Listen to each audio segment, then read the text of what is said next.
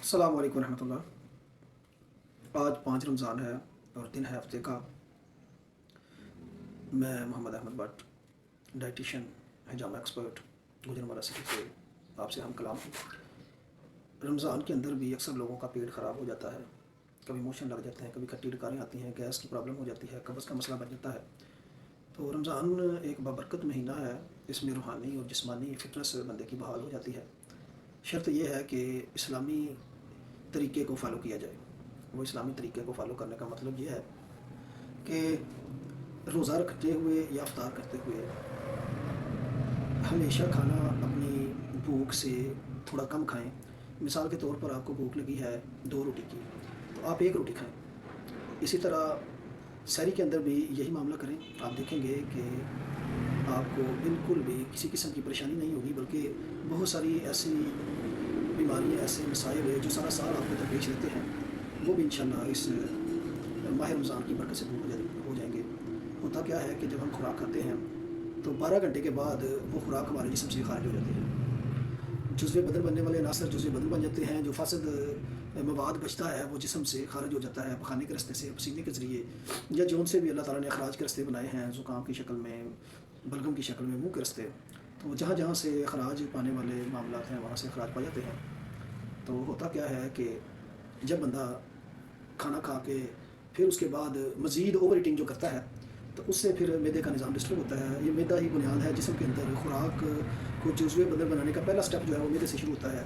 تو میدے کا یہ اسلوب ہے کہ میدا جو ہے سب سے پہلا پروسیجر جب ہم کھانا کھاتے ہیں تو میدے کے اندر آتا ہے، یہاں پر تقریباً 1.5 سے 2 گھنٹے کھانا جو ہے وہ پروسیس ہوتا ہے۔ پروسیس ہونے کے بعد اس کے اندر سے اس کا جو اثر ہے کھانے کا وہ جسم کے اندر شامل ہوتا ہے، وہ آگے پورا پروسیجر ہے۔ اس کے بعد پھر خوراک جو ہے وہ اگلے سٹیپ میں داخل ہو جاتی ہے، وہ چھوٹی آنت میں چلی جاتی ہے۔ چھوٹی آنت میں مزید اس خوراک کو پروسیس کر کے اس کے اندر سے مزید جو جسم کے لیے فائدہ مند اجزاء ہیں وہ جذب کر لیے ہو جاتے ہیں۔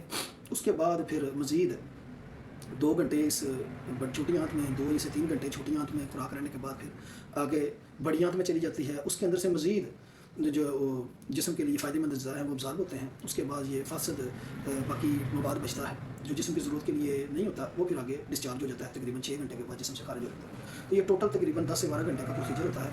تو کوئی بھی ہم نوالا جو منہ میں ڈالتے ہیں وہ تقریباً 12 گھنٹے کے بعد جسم سے خارج ہو جاتا ہے۔ جزوِ بدن بننے کے بعد جو فضلات کی شکل باقی بچتی ہے وہ جسم سے خارج ہو جاتی ہے۔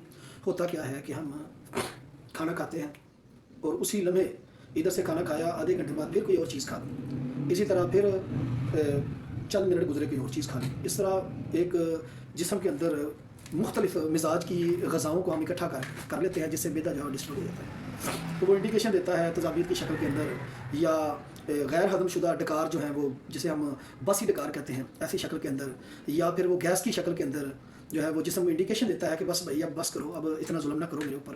لیکن ہم کیا کرتے ہیں کہ ہم ظلم پہ ظلم ڈھائے جاتے ہیں اور سمجھتے ہیں کہ زیادہ کھانے سے ہمیں جو ہے وہ صحت بنے گی۔ وہ صحت نہیں بنتی لیکن بیماری ضرور بن جاتی ہے۔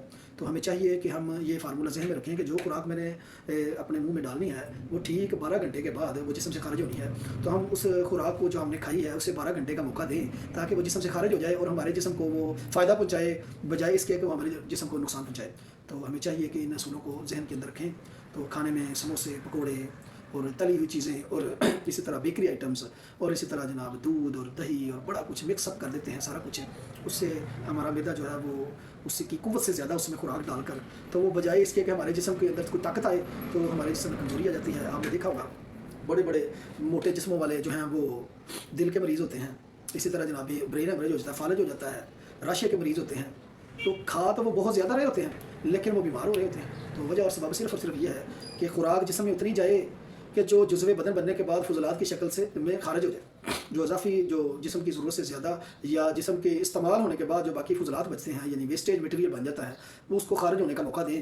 ہم کیا کرتے ہیں، خارج ہونے کا موقع دیتے نہیں اور ڈالتے ہی جاتے ہیں۔ اور اس سب سے بڑا مسئلہ یہ ہے کہ ہم جب کھاتے ہیں تو اس کو چبانا بھی ہم گوارا نہیں کرتے کہ کہیں ہم تھوڑا نہ کھا لیں، تو ہم زیادہ کھانے کے چکر میں بغیر چبائے ہی اندر ڈالتے جاتے ہیں۔ میدے کا کام ہے چیز کو جو ہے وہ میش کرنا، تو ہم کیا کرتے ہیں اس کو جو دانتوں والا کام ہے یعنی جو منہ والا کام ہے وہ بھی سمجھتے ہیں کہ میدے نہیں کرنا ہے، تو پھر غیر ہضم شدہ خوراک کی باہر نکلنا شروع ہو جاتی ہے. یہ تو اللہ کی ہمارے اوپر بہت بڑی مہربانی ہے کہ اللہ تعالیٰ جو ہے اس جسم کا سسٹم اس طرح کا بنایا ہے کہ ہم وہ جو زیادتی کرتے ہیں اس کے لیے بھی جو ہے وہ اللہ تعالیٰ نے وہ روک تھام کا نظام رکھا ہوا ہے کہ ہمارا جو ہے وہ باہر کو آنا شروع ہو جاتا ہے کہ بس بھائی اب گنجائش نہیں بچی. اسی طرح موشن لگ جاتے ہیں, اس طرح بخار ہو جاتا ہے. تو یہ بیماریاں نہیں ہیں بلکہ انڈیکیشنز ہیں کہ بس کرو بھائی اب جسم کے اوپر ظلم نہ کرو. تو ہمیں چاہیے کہ ہم اپنے جسم کے اوپر ظلم نہ کریں بلکہ اس کو بہتر کریں, اس کو جو ہے وہ طاقتور بنائیں. طاقتور بنانا جو ہے اس کے لیے کم کھانا جو ہے وہ ضروری ہے, اور خوراک کھا کر اس کو 12 گھنٹے کا موقع دیں کہ وہ باہر نکل جائے, یا کم از کم 5 سے 6 گھنٹے کا وقفہ ہونا چاہیے تاکہ خوراک جو ہے وہ اس پروسیجر میں چلی جائے کہ جب مزید ڈالیں تو وہ اس پروسیجر میں جو ہے رکاوٹ بننے کی بجائے اس پروسیجر کے ساتھ جسم کو فائدہ دیتے ہوئے وہ ہضم ہو کر جزو بدن بن کر اور فضلات جو ہیں وہ اخراج بھی پائیں. تو یہ جو ہے اگر ہم رمضان کے اندر ایک بہترین ہماری ٹیوننگ کا ایک اللہ نے ایک سلسلہ رکھا ہے, تو اس طرح جو ہے تھوڑا کھانے سے عبادت بھی بندہ اچھی طریقے سے کر سکتا ہے اور اپنے جسم کے اندر وہ فٹنس بھی محسوس کرتا ہے. یہ تجربہ کر کے دیکھیں ناظرین, تو پھر فیڈ بیک دیں کہ واقعی یہ باتیں ٹھیک ہیں.